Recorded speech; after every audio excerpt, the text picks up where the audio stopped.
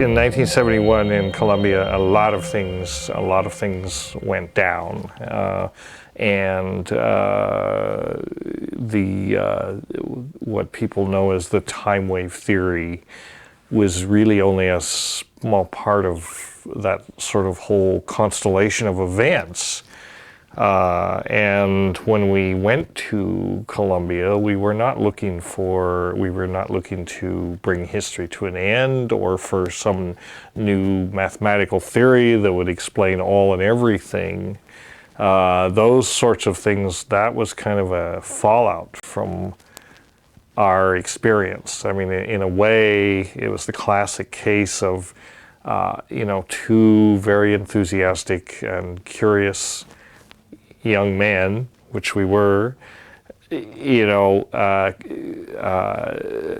who thought they knew what they were doing and really didn't. And so it was a sort of classic misadventure kind of thing.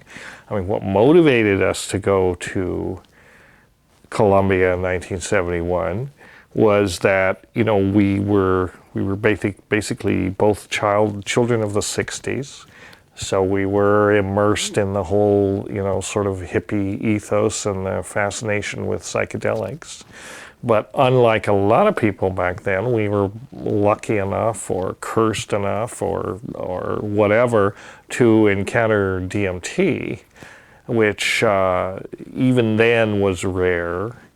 Among psychedelics, it was hard to get a hold of. But when we did and had that experience, it seemed to us to affirm, not only was it the quintessential psychedelic experience, but it seemed a couple orders of magnitude more profound than anything else we'd ever encountered, any other psychedelic, LSD or mescaline or mushrooms were unheard of at that time. But it seemed to be much more profound, not only because of its intensity, but because of the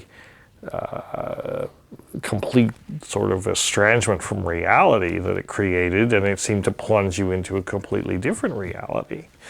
One of the frustrations that we had with DMT was that it was so short. Within a few minutes, when you smoke it, it's all over within 10 minutes at the outside. So one of the issues that we were facing was, how could we make it last longer? It seemed like there was only enough time to just have your mind totally blown and totally be completely awed and amazed, but not really be able to bring much back from it or integrate much of the content other than, my God, what happened? And so our real motivation for going to South America at that time was we had read in an obscure botanical journal about Varrola, which is a genus of trees in the nutmeg family that the Indians down there make snuffs out of.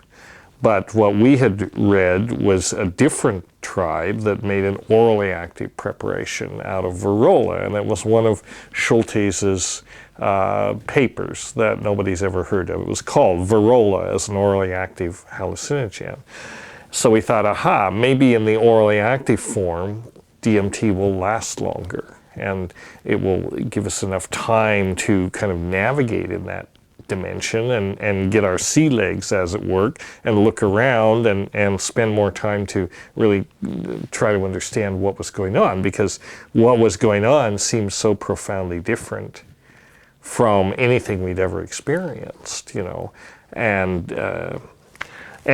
so that was, what we called the secret, and really what motivated us to go down there. Little did we know that when we did get down there, events would take their own turn. I mean, those of you who've read True Hallucinations, Terence's book, and so on, will know all this already. But when we set out to La Chorrera, the rationale for going there was because it was the ancestral home of the Witoto, and they were the tribe that used this orally active Varrola preparation, one of about 3 tribes. And as we set out to go to this place, going down the Putumayo River and finally coming to a town called El Encanto, where one of the northern tributaries, the Gara Paraná, if I remember correctly, came into the Putumayo from the north. There was a Witoto village there. And in that Witoto village, there was an anthropologist from Colombia, a Colombian anthropologist, Dr. Calle was his real name. In the book, he was named something else. And he basically warned us against going into these villages and talking about this obscure hallucinogen, because it was supposed to be a secret not only to the outside world, but even to within the tribe. So he basically said, you can't march in this village and start talking about this. They'll kill you, or they will certainly be appalled. Well, as it turns out, Dr. Calle was a little bit exaggerating with that, but and he had other colorful aspects to his personality. But basically, we said, okay, good information to know this. We'll be careful and we'll be discreet, and we won't just go blabbing this to everybody. So we took that information under advisement, and then we made this trek from El Encanto to La Chorrera, an overland trek, essentially between one river paralleling another. And the La Chorrera was on this other river. So it was a 4-day trek through this trail that had been cut through the jungle in the rubber tapping days. And this is all in the book. Anyway, when we got to La Chorrera, we settled in, and they gave us a hut on the periphery of the village. There were a lot of empty huts there because it wasn't the school year, so most of the tribes were off in the jungle. They come there when the kids are there for this missionary school. So there was an empty hut. They were welcoming. They made us, they let us have this hut. And the situation at La Chorrera was that the pasture around La Chorrera, about 400 acres, had been cleared of forests, and they brought in these Cebu cattle. And the dung, the shit of the Cebu cattle, is the preferred substrate for the Psilocybe cubensis, one of the, the pan-tropical, large, potent psilocybin mushroom. You literally could not walk through the pastures without kicking over huge clusters of these things, which would grow from every cowpie, right? And we knew what they were, of course. We'd actually encountered it on our way in Florencia. We had found 1 or 2 in a pasture and taken it and thought, oh, very nice, never suspecting what was underneath that it was just kind of a recreational, happy light dose. And so we thought, this is great. So we thought, okay, here we are at La Chorrera, surrounded by mushrooms. We'll have a wonderful time while we make the connections we need to make in order to get to the real secret, which we thought was ukuhe, right? This drug, this orally active drug, which the Witoto call ukuhe.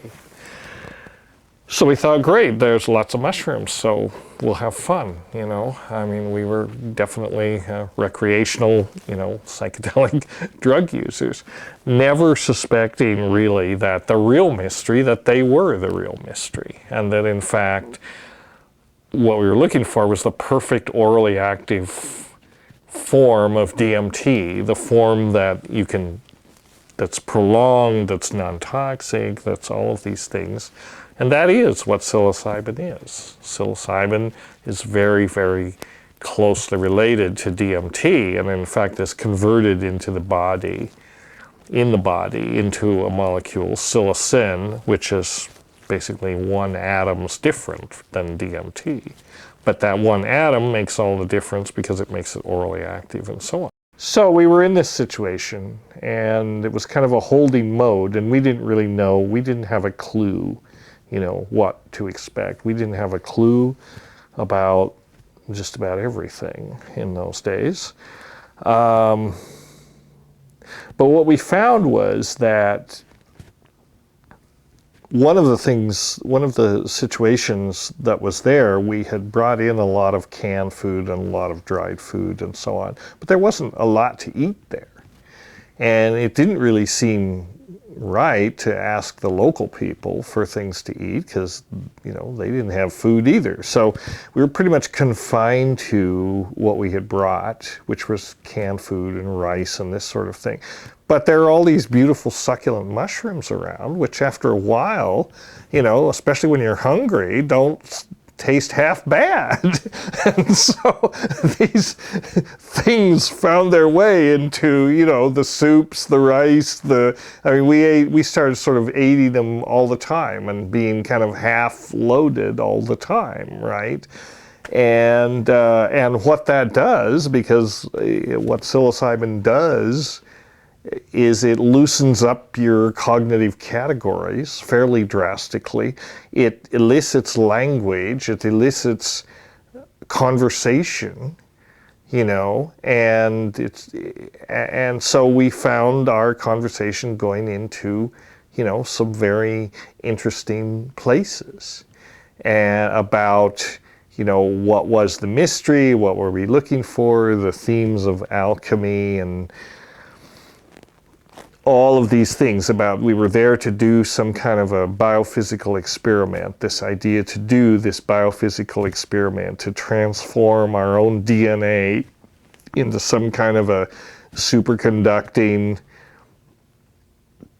you know, nanotechnological machine of some kind, even though nobody had ever heard of the word nanotechnology.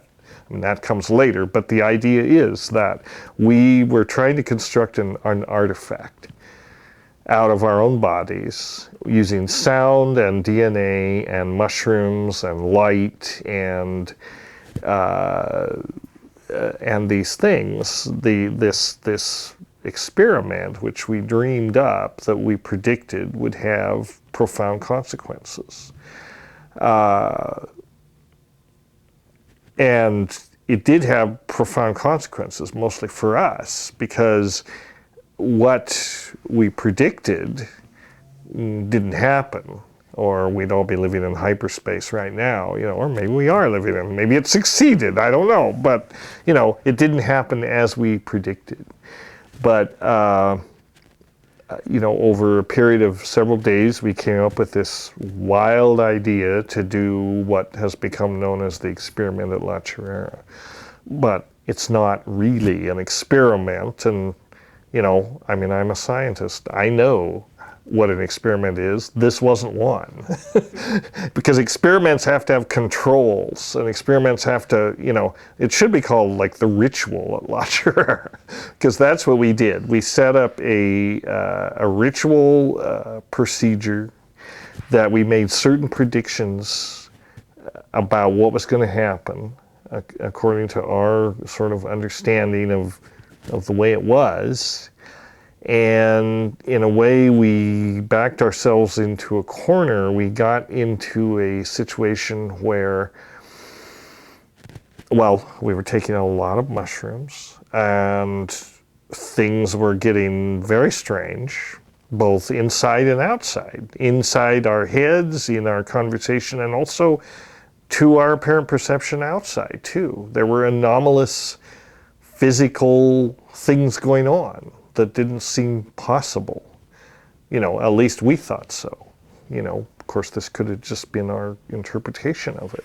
But those things were going on. But what we interpreted this as was a kind of a leakage from the future. We had conceived this experiment. The fact that things were getting weirder and more peculiar by the hour as we approached the experiment, we said, aha, this is proof that up ahead in the future, a few hours, we have performed the experiment and it has succeeded. And we're experiencing the shock wave moving back through time of this event, right? And so it's like we're in the classical sort of conundrum of the deluded, right? I know it's true because I have proof. And we haven't even done the experiment, we already have proof that it works, right? So we sort of backed ourselves into this place where when we did the experiment, something had to happen because we had succeeded, right? We knew that something was going to happen. So, something had to give when we actually performed the experiment. Well, obviously, the mushroom that we were singing to did not drop to absolute zero and explode in a cloud of crystals, leaving a purple lenticular object in its place, which was responsive to thought and which would be, in every sense, the UFO, the time machine, the philosopher's stone, you can call it what you want, but that's what we predicted. And the ultimate artifact, which would be this fusion of mind and matter that you could actually see outside yourself and be at the same time. It would be a thing made out of what we call translinguistic matter, a thing made out of matter, but not ordinary matter, fourth dimensional matter, if you will, that would actually, so it would be the ultimate artifact. And we figured if we can build this baby, then damn right we're going to end history. And it will be very easy to end history because, you just duplicate the things and send them off and everything's changed. Well, obviously that didn't happen, right? So what happened after, and I have to admit, a lot of this was my fault. I deserved either the credit or the blame because these ideas were descending, on me and seemed to be bubbling up through me in the sense that we had all these crazy ideas about about this sort of, bioengineering project you could do using your voice and the mushrooms and imitating these sounds, that you could hear on the mushrooms. And so when we went through this ritual and made the sound, and the predicted event didn't happen, what happened was that we both, we both entered into a collective delusion, in a sense. You could think of it that way. And there's even a term in psychiatry called the folie à deux, right? The madness of two. And it often happens to brothers. And it's a simultaneous psychotic break, which are complementary to each other, right? So while I basically blew my psyche across the universe, and that was the interpretation, literally, that my, mind had become co-contiguous with the boundaries of space-time.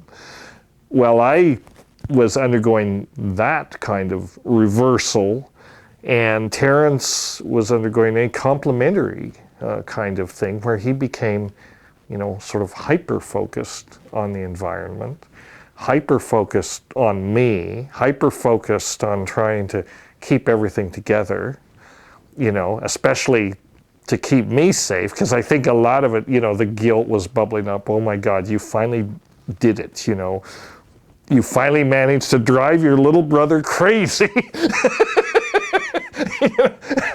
and it was true, except that he didn't drive me crazy. I drove myself crazy, But so we had all sorts of interpretations about what was going on in the moments after, we had completed this sound, and the hyperspatial vehicle had not appeared. But odd things did happen, and you can read about this in the book, which is why I don't want to really go over it in detail, nor do I remember it in detail. But, one of the things that happened right after was, we were in the dark, the sound was completed at the in the early morning when the first cock crowed, right, and everything had been synced to that, and in the dark, looking at this mushroom in the firelight, you know, and the shadow of my Ruana falls over this big Stropharia cubensis cap and exactly bifurcates it, you know, in half, so that half of it's in light and half of it is in the dark. And you could look into it, and it was like looking at the earth. I mean, we both saw it. It was like, and this was one of the things we predicted, was that, you know, we'd be instantly transported to this geosynchronous, you know, platform or satellite or whatever, where we would be able to look down and see the earth. So that happened. And then other things started to happen, like telepathy. Apparent telepathy, where Terence could, you know, understand what I was saying, and you know, without me saying it, or he would think something, and I would answer, and he hadn't articulated the question, you know. So again, we don't know, and it was like these things are hard to get a grasp on, and it was like, is this really happening, or are we just you know, sort of talking ourselves into it that this is happening, or what? And it went on like that. And then there was the whole database thing, you know, where Terence could ask, you know, I came up with a thing that, yes, I have access to literally all knowledge. Ask me a question. What do you want to know? You know, so Terence would like show me a plant and say, what is this plant? Latin name would roll out. You know, I have no idea if it was correct or not. You know, there was no way to verify any of this, but you know, so that went on for a while. So I am getting to the time wave, the whole thing. So then it became a sort of, and I should mention at this point maybe that, you know, our companions who had gone with us this far, you know, were sort of, at this point, they were getting really worried. Because they were participating in any of this, you know, and we were acting really strange, you know, from the standpoint of a person on the outside with their, you know, feet pretty much more or less on the ground, and they were like, okay, you know, when do we call in the airlift, and, you know, what are, I mean, you know, so they were appalled. But Terence and I were fine, because we understood each other. We were in this complementary psychosis, and we understood. I understood what he was saying. He understood. We were making perfect sense to each other, you know, within this little sort of cognitive bubble that we'd created for ourselves, if you want to think of it that way. So we were like within the alchemical work, and we understood that this was alchemy. I mean, we came to this whole procedure steeped in alchemy, steeped in Jungian psychology, and you know, the two models that seemed to match best what was going on was alchemy and shamanism, and they really are, you know, sort of different approaches to the same thing. So we were fine. We were not alarmed. We knew that a lot of weird stuff was going on, and we sort of figured, well, okay, so what we predicted would happen at the instant that this sound was made hasn't happened. But some of it happened, you know, the apparent shift in viewpoint, the apparent telepathy, the apparent access to a lot of information. All of those things have happened, but we don't have the stone, you know. I mean, where is it? I want to hold it in my hand, you know. And Terence, I mean, this was the thing. I mean, he was like bugging me. He's, cough it up, you know. I know you're holding out on me. Give it here, you know. And it's not here. Sorry. You know, so it became this sort of guessing game about where, and I said, well, you know, we've done it, we've succeeded. In some sense, we've succeeded, but the stone isn't here. We have to call it in. We have to condense the stone, and we have to bring it in. it's like, we have to lure it in. It doesn't want to come in. And so the next 14 days became a simultaneous process of integration in me, because every day, with like every 24 hours, I would integrate to another level, and I was slowly coming back into my body and mind, right? Totally transformed, of course, but like the first day we did it, I was co-contiguous with the cosmos, and the next day it was the galactic cluster, and the next day it was the galaxy, and the next day it was the solar system, and these were the metaphors. There was a progressive condensation down into the earth, and finally, the planet, the family, and so on. So I gradually became reintegrated. But at the same time, Terence was in this hypervigilant state. He did not sleep for 14 days while this was going on. And a lot of what he was doing, besides keeping an eye on me all the time, was to try to figure out what was the schedule for the appearance of this condensed piece of translinguistic matter, this thing. When was it going to come?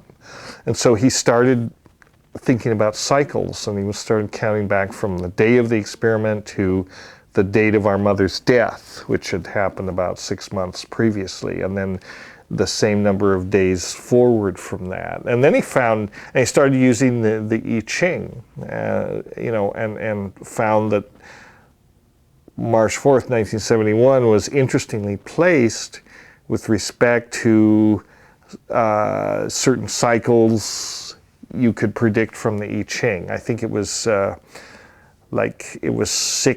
it was 3 times 64 days back to my mother's death, and if you counted 3 times 64 days forward, it was Terence's birthday.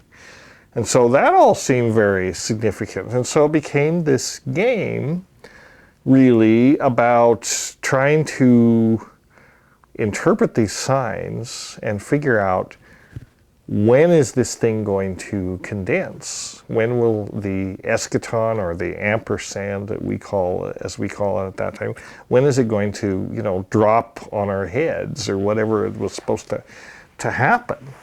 And that's really what got him started on the I Ching and all that, because that seemed like a way to map these events. But it was what was going on in personal space. It wasn't about history and all that.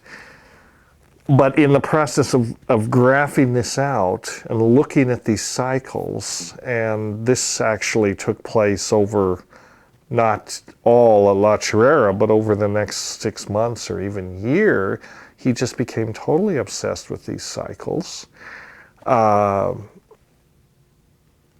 trying to use them as a predictive model for when this condensation was going to take place. Well, obviously, November 16th, 1971 came. That was his birthday, and went.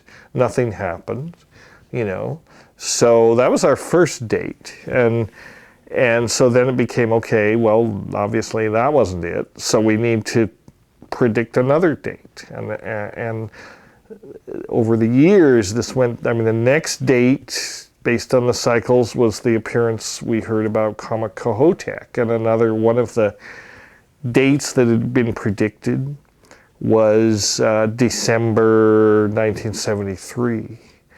And I forget when Comet Kohoutek came, but I think it was about, and Comet Kohoutek, great hype, supposed to be the biggest comet since Halley's Comet, and, fantastic, and was barely a smidge. Nobody could see it. It was nothing, right? It was complete disappointment. And so obviously that wasn't it. And so it became a process in Terence's mind of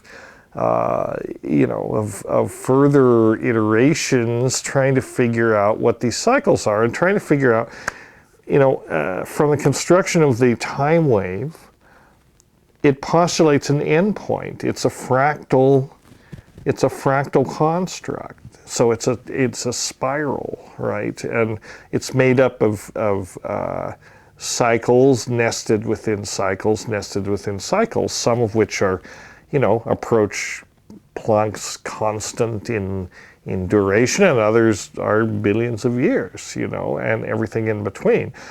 So, and the idea, you understand the idea of the time wave is that all of these cycles resonate, you understand the time wave, what the reasoning is behind it, or is, yeah, okay, so I don't need to go into that. Tell people. It's complicated.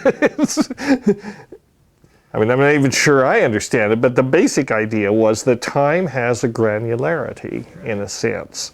That time has a granularity, and that like a hologram, it is everywhere. The whole is within the smallest part. That's what a hologram is. What is here is everywhere. What is not here is nowhere. All those things basically express the organizing structure for holography. So if time has a granularity, the smallest unit of time, which he called the eschaton, has the same structure as the largest unit of time. So you can see correspondences, right? And so if you can see resonances. So the whole exercise became, how do you fit the wave of time against actual events and get a handle on, nail down where this end point is going to fall. And that became the whole exercise. We had a couple of abortive attempts. His birthday, 1971, and that wasn't it. And there were several others, Kohoutek and so on. In process of looking at these cycles, finally,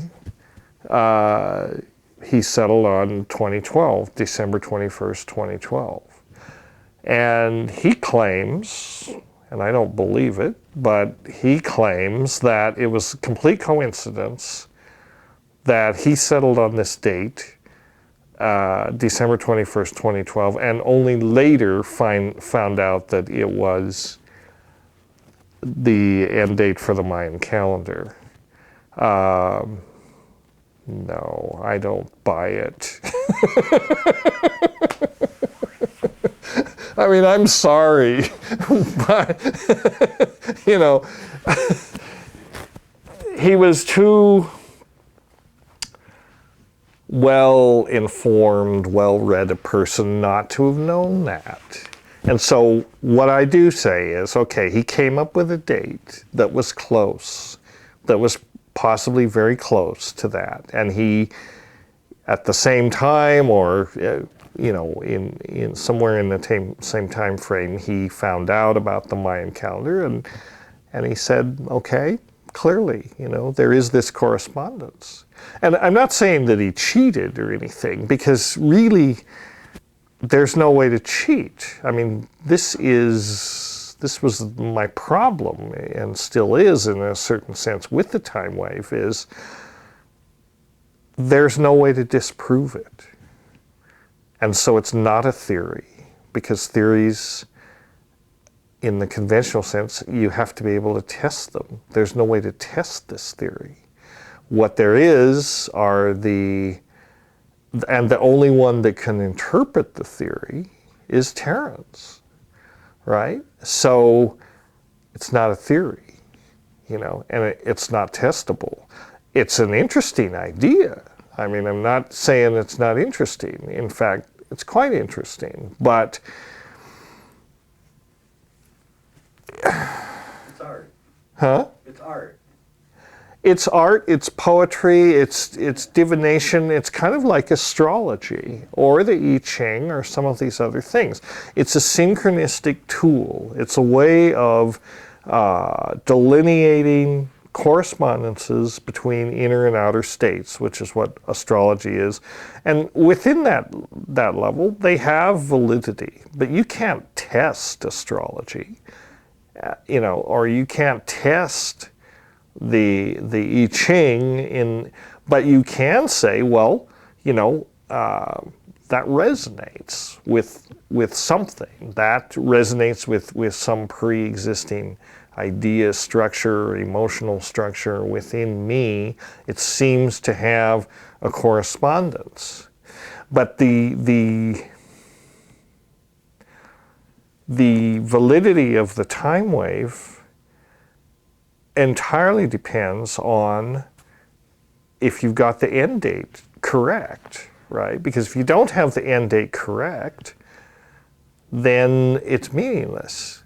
And if you do have the end date correct, well, what is a correct end date? This is the thing. How do you test which end date is correct? Well, there really is no way, right? Except you wait and see, as we did. And so the end date, the current end date for the time wave that's been pushed out to 2012. And people say, well, okay, do you think something's going to happen on 2012? And I say, wait and see.